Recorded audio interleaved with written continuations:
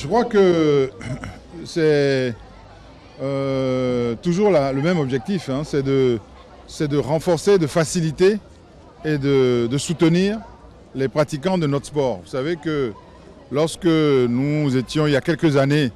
dans cette logique dont nous avions hérité, parce qu'elle se faisait avant nous, de distribuer des prix en argent, lorsque nous l'avions interrompu, ça a été un tollé.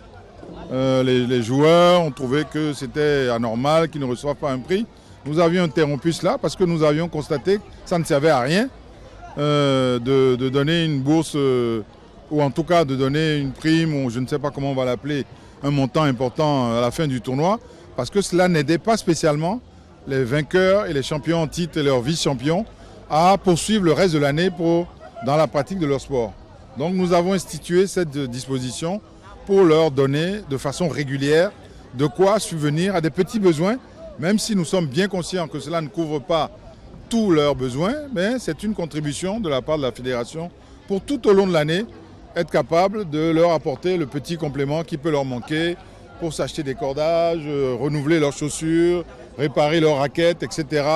payer un petit transport, etc. Bien sûr, il faut renouveler d'efforts. Vous savez, nous avons,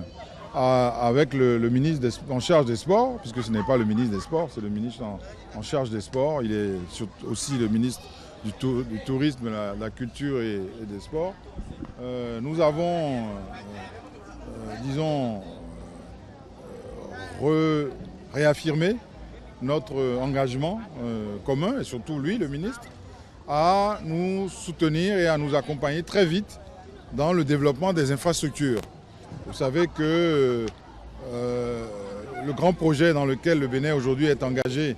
et je dirais que le Bénin a conquis de haute lutte pour recevoir cette Académie internationale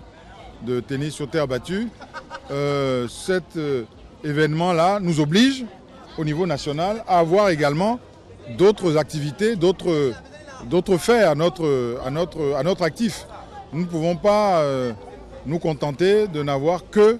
ce projet-là en commun avec d'autres. Donc nous devons avoir notre propre politique qui existait et je crois que le moment est venu et monsieur le ministre a bien voulu nous réaffirmer sa détermination à nous accompagner dans